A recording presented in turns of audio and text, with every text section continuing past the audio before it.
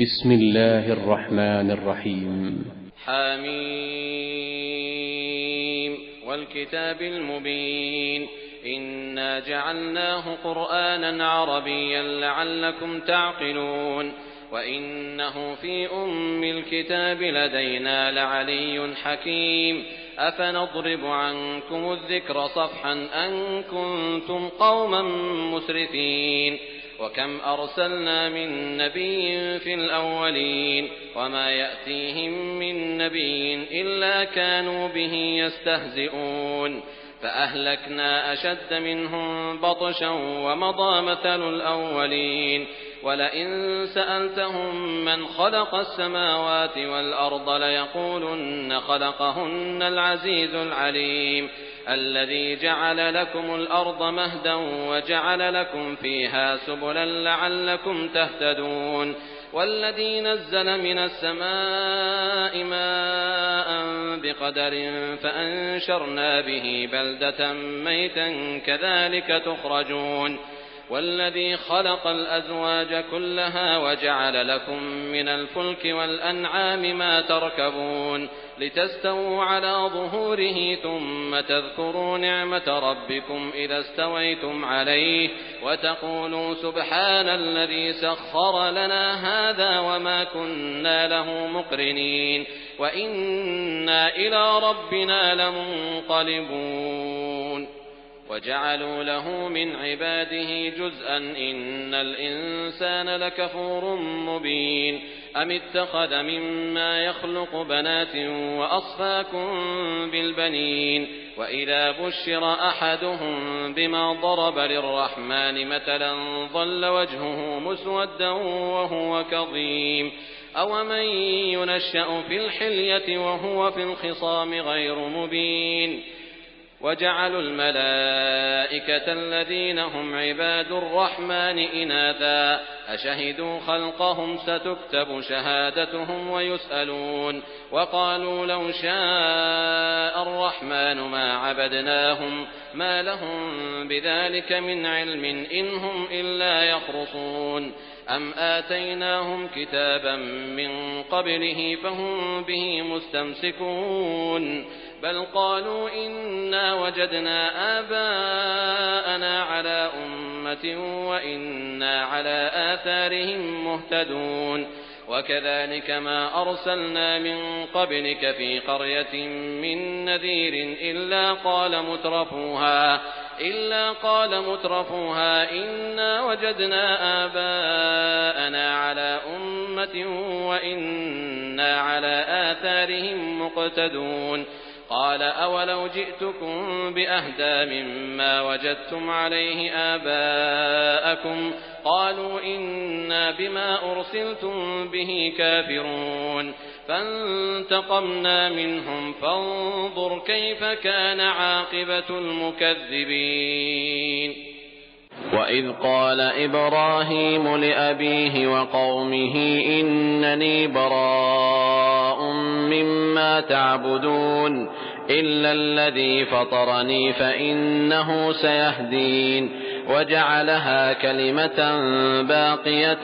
في عقبه لعلهم يرجعون بل متعت هؤلاء وآباءهم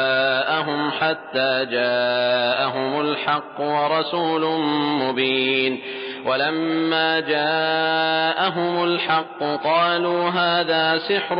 وإنا به كافرون وقالوا لولا نزل هذا القرآن على رجل من القريتين عظيم أهم يقسمون رحمة ربك نحن قسمنا بينهم معيشتهم في الحياة الدنيا ورفعنا بعضهم فوق بعض درجات ليتخذ بعضهم بعضا سخريا ورحمة ربك خير مما يجمعون ولولا أن يكون الناس أمة واحدة لجعلنا لمن يكفر بالرحمن لبيوتهم سقفا من فضة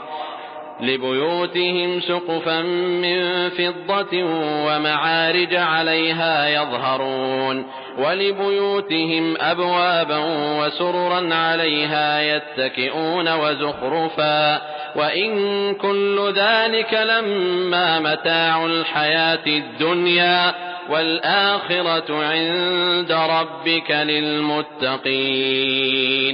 ومن يعش عن ذكر الرحمن نقيض له شيطانا فهو له قرين وإنهم ليصدونهم عن السبيل ويحسبون أنهم مهتدون حتى إذا جاءنا قال يا ليت بيني وبينك بعد المشرقين فبئس القرين ولن ينفعكم اليوم إذ ظلمتم أنكم في العذاب مشتركون أفأنت تسمع الصم أو تهدي العمي ومن كان في ضلال مبين فإما نذهبن بك فإنا منهم منتقمون أو نرينك الذي وعدناهم فإنا عليهم مقتدرون فاستمسك بالذي أوحي إليك إنك على صراط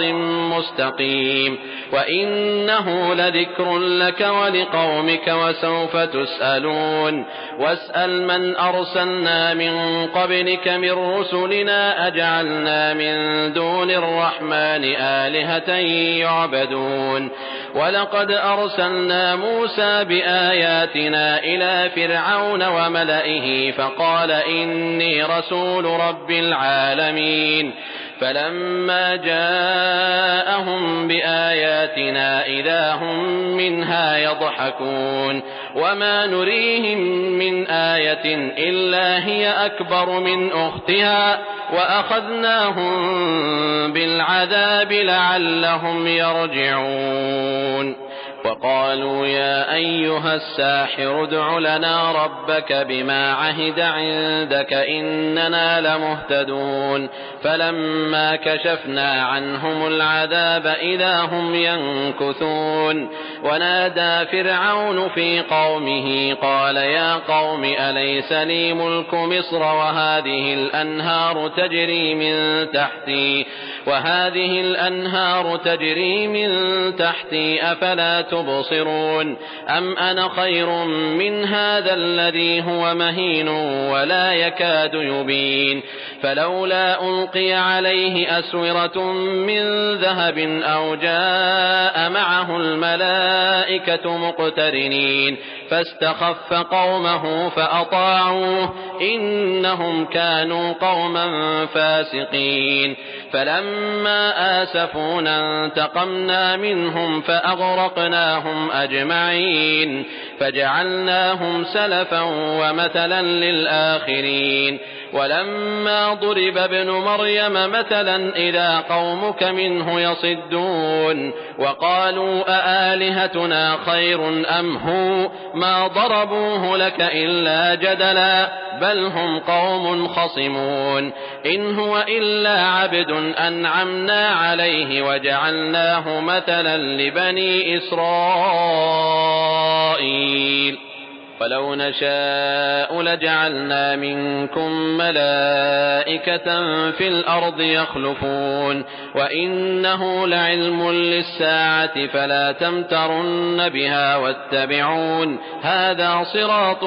مستقيم ولا يصدنكم الشيطان إنه لكم عدو مبين ولما جاء عيسى بالبينات قال قد جئتكم بالحكمة ولأبين لكم بعض الذي تختلفون فيه فاتقوا الله وأطيعون إن الله هو ربي وربكم فاعبدوه هذا صراط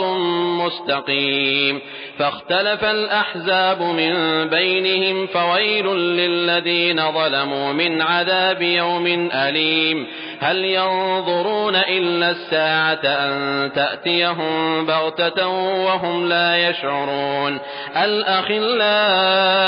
يومئذ بعضهم لبعض عدو إلا المتقين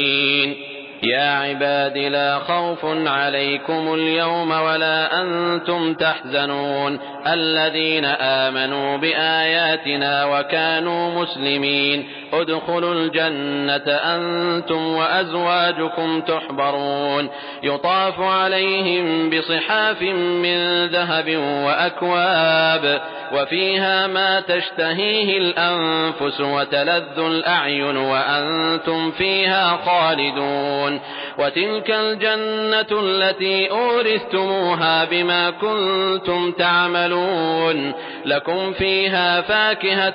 كثيرة